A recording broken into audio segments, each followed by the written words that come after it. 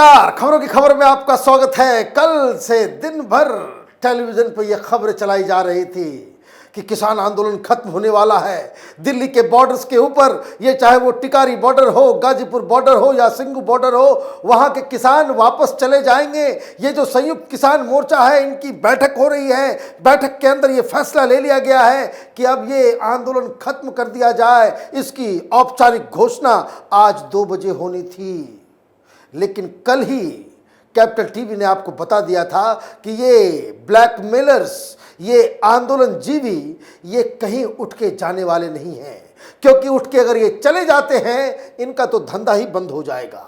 और सरकार की तरफ से एक के बाद एक जो कॉम्प्रोमाइजेस किए जा रहे हैं, जिस हिसाब से इसको कह सकते हैं कि घुटने के बल मोदी सरकार रेंग रही है, एक के बाद एक अनर्गल मांगों को मानते चली जा रही है, उससे लोगों के अंदर गुस्सा तो है ही, लेकिन ज्यादा गुस्सा लोगों को इस बात के लिए है कि ये ब्लैकमेलर्स, जिनके आसपास लोग नजर नहीं आ रहे, जो किसान के रिप्रेजेंटेटिव नहीं हैं, जो किसान संगठन चलाते हैं, जिनके मन में राजनीति के अलावा कुछ नहीं है, उनको इस तरीके से छूट क्यों दी जा रही है।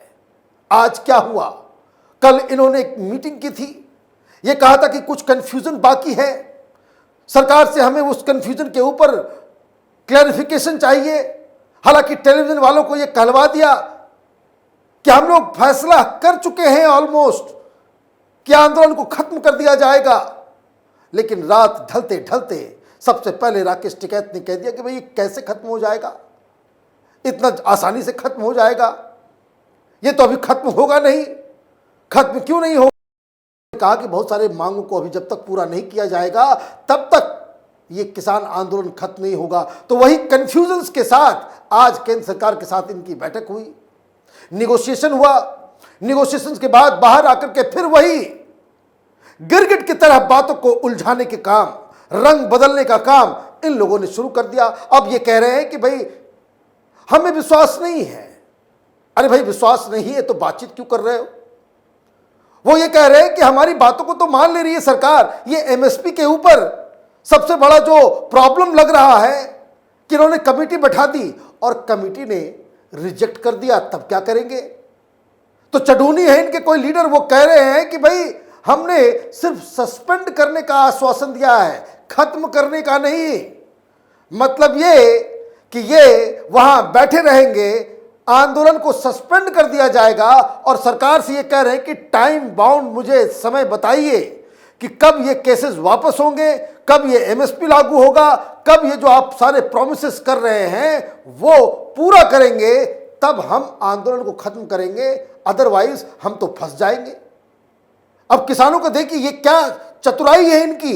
अब ये कह रहे हैं कि भाई आपके बातों के ऊपर भरोसा नहीं है, अब सरकार के ऊपर भरोसा नहीं है, और सरकार जो है वो घुटने के बल रेंग रही है कि हम पे भरोसा कर लो, हम तुम्हारा ये भी कर देंगे, हम तुम्हारा वो भी कर देंगे। ये पूरी दुनिया भर में सारे लोग इस चीज को जान रहे हैं। इकोनॉमी की जरा सा भी किसी को अक्ल है, वो ये कह सकता है कि एमएसपी के ऊपर कोई गारंटी नहीं दी जा सकती। ये देश बिक जाएगा, खोखला हो जाएगा।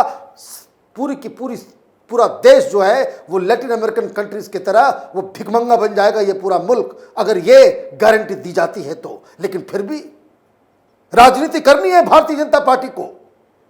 यूपी में चुनाव जीतना है, पंजाब में अपने कदम को मजबूत करना है, तो आप देश के साथ इस तरह के कॉम्प्रोमाइज कर रहे हो। खैर, ये होगा नहीं होगा, क्या खेल चल रहा है वो बात अलग है, लेकिन इन सब चीजों के बीच प्रधानमंत्री की इमेज वो धरातल में धंसती चली जा रही है। अब इन लोगों ने बातचीत की, उन्होंने कहा कि भाई देखिए, केसेस को वापस करने की बात तो सरकार ने कह दी, लेकिन केस वापस नहीं हुआ तो भाई सरकार क्या करेगी? सरकार क्या करेगी केस वापस करके? और कौन कौन से केसेस वापस होंगे? क्या वो जो रेप हुआ वहां उसका केस भी वापस होगा? जो वहां मर्डर हुआ उसका भी केस वापस होगा? जो वहां मोलेस्टेशन हुआ क्या उसका भी केस वापस होगा? क्या ये जो किसान आंदोलन के नाम पे शराब पी के बॉर्डर्स के ऊपर लोकल लोगों के साथ मारपीट करना, दुकानों को लूटना, वो जो केसेस हुए हैं, क्या उसको भी वापस लिया जाएगा? ये किस तरह का आंदोलन चल रहा है भाई? और सरकार है कि उसे राजनीति सूझ रही है। जिन लोगों का इलाज किसी और तरीके से करना चाहिए था, यह सरकार घुटनों के बल गिर गई है और यह खामखा ये प्रचारित करती है 56 इंच का सीना है।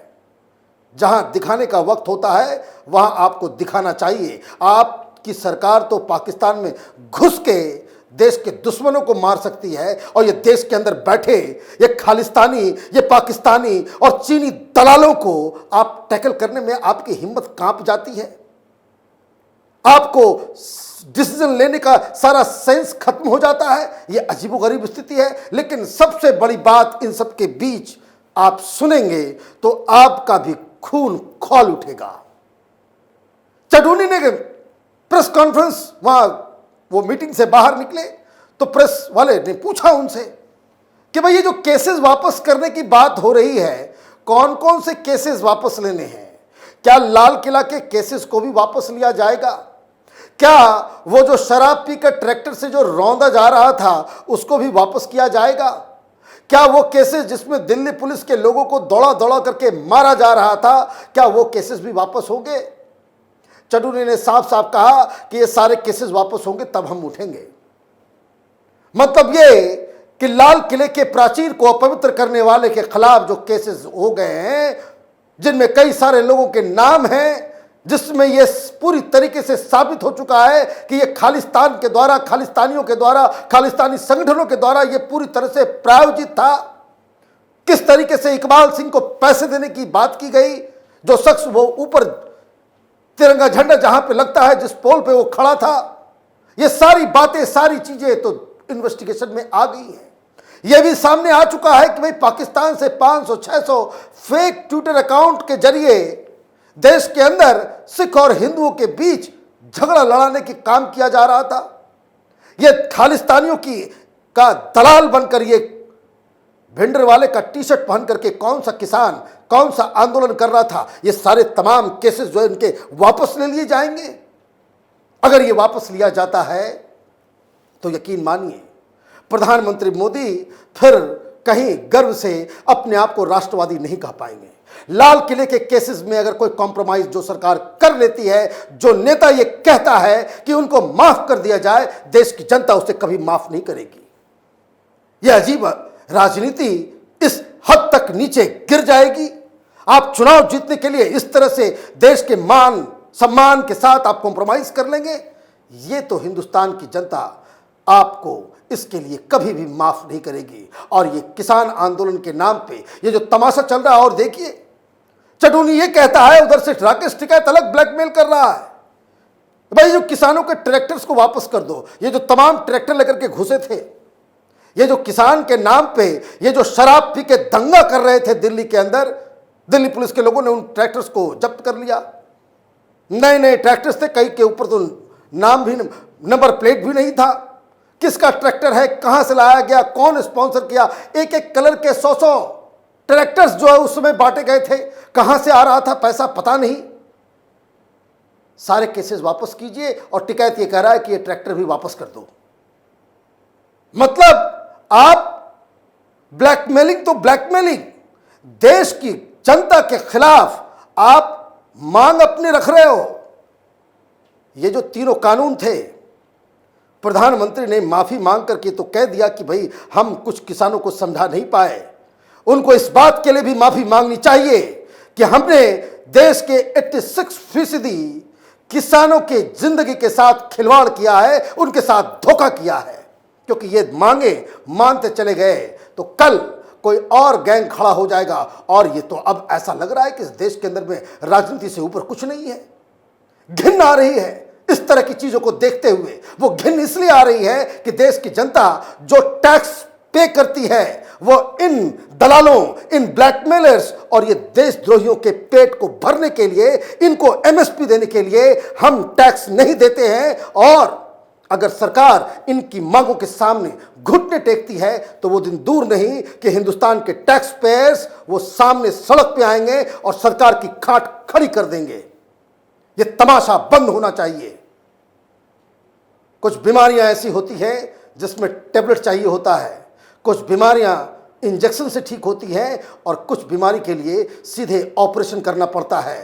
प्रधानमंत्री मैच्योर्ड आदमी है, गृह मंत्री के ऊपर राजनीति अच्छी तरह से समझ में आती है और ये लोग कौन हैं, कितने हजार लोगों को रिप्रेजेंट करते हैं ये लोग और इनकी क्या हैसियत है उनके बारे में उनको सब कुछ मालूम है। लेकिन सरकार अपनी इमेज बनाने के लिए, अपनी राजनीति चमकाने के लिए देश को तबाह और बर्बाद करने पे जुटी हुई है, कॉम्प्रोमाइज करती हुई नजर आ रही है। आप देखते रहिए कैपिटल टीवी। हमारे वीडियोस को लाइक कीजिए, शेयर कीजिए और हमारे चैनल को सब्सक्राइब कीजिए। धन्यवाद।